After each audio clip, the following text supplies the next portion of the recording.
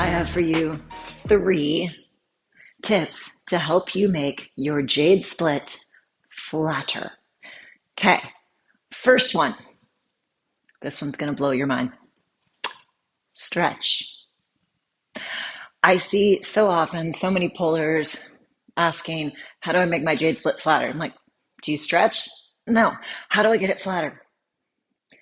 You need to stretch, okay? That means stretching your hip flexor, multiple muscles, which is that back leg, the hamstring of the front leg. Those are your primary spaces there that need to be stretched.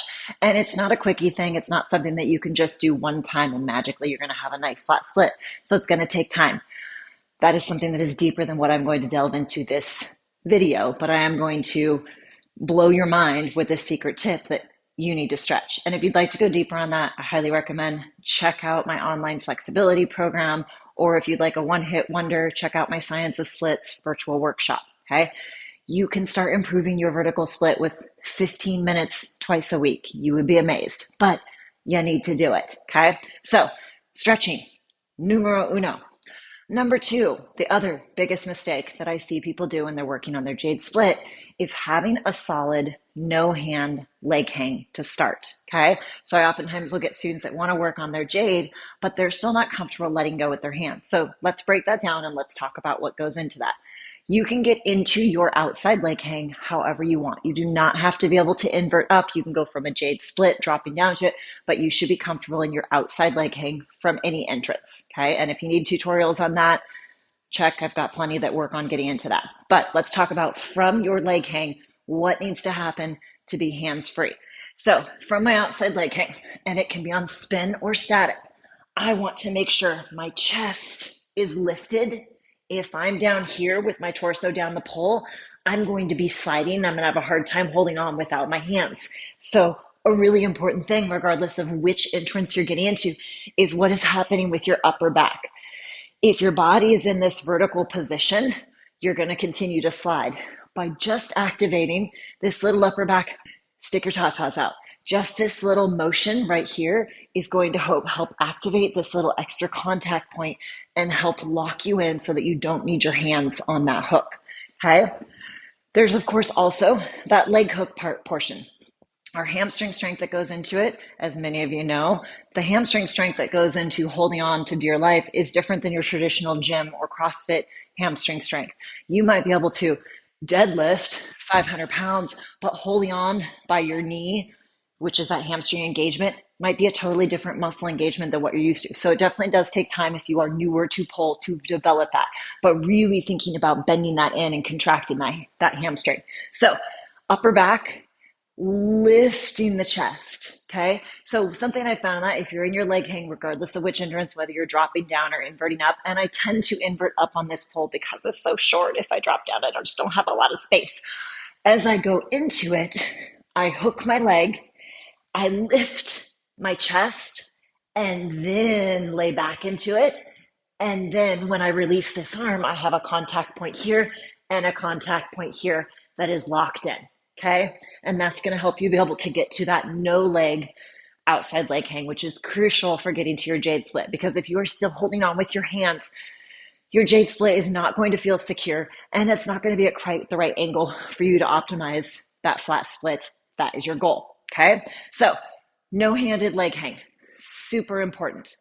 The last little bit that I find with this, and this sort of ties into the first part of stretching, but it's activating the right way. So my third tip for helping flatten out your Jade Split is don't lower your leg straight when you go into it, okay? And the reason for that, down the road, when you're super solid in your Jade, you probably can lower it straight or bent, and it just comes down to personal preference. Honestly, personal preference-wise, I actually like the look of the bent leg and extend. But think about this way. If we are lowering our leg straight, sometimes it's harder for us to activate the muscle, a booty in this case, that's going to lower that leg lower. But if we bend it, it's a little bit shorter lever, and sometimes it's easier for our body and our brain to manage, okay? It's the same thing getting into a bird of paradise, getting into a spatchcock. Initially, when I teach those to people, I tell them to enter it with a bent leg, and it's easier for our body to maximize our compression and our engagement going into it, okay? So what that looks like going into this is instead of just dropping that second leg down straight, here is my cues that I think of in going into it. And you'll see I'm going to demo it on the pole here in a second. But that free leg, the one that was your outside leg hang hook, you're going to bend your knee, think toe to butthole, and then picture you were wearing a thong and a nice long stiletto. And your goal is to hook the thong and slide it off. Okay? I'm not pushing it up to the sky. My goal is to push it to the ground, which means my booty the whole time is like clenching into it. Okay? So let's look at that position. I am in my outside leg hang, hands free. I'm going to circle this inside leg. I'm pulling it cross body here down so I have a nice secure hold. Now my second leg, I'm going to go toe to butthole. I'm going to hook my thong and push my thong down and away. Bringing it back to hook.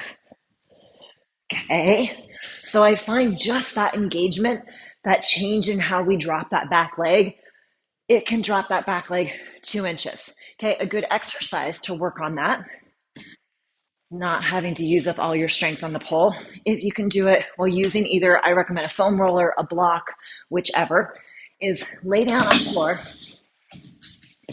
and you're going to put it under your booty. So this is similar to the position that we would be when we're in our Jade.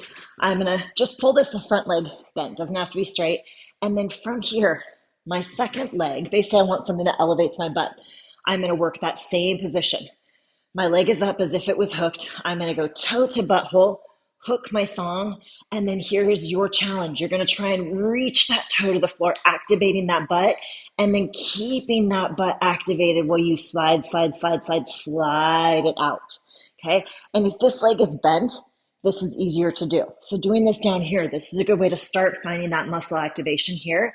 And then as you get more comfortable with this, and you can kind of multitask a little bit more, we keep this leg straight, same, toe to butthole, hook the thong, and slide the thong away. And it takes a lot more work once both legs are straight.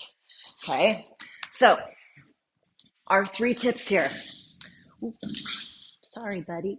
3 tips is we've got stretch, a solid no-handed outside leg hang, and then hook the thong, slide the thong away. Okay, I'm not getting into all the nitty gritty of what goes into our Jade Split. There's another tutorial on my channel, and I will link to that below, that gets into more of the details of like whether we do the hand on the butt, the free hand, what's happening with this other leg.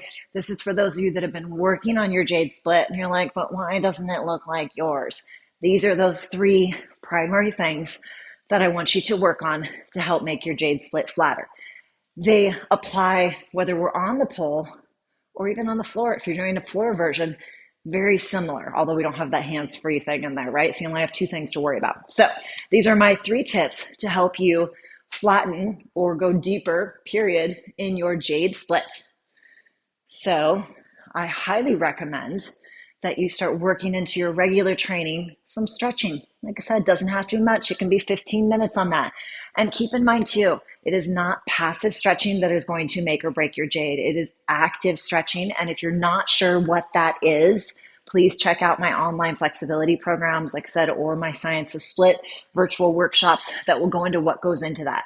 Just hanging out in a split passively and, sip and stretch is not going to necessarily cross over to aerial splits. So just a little thing for you to think about.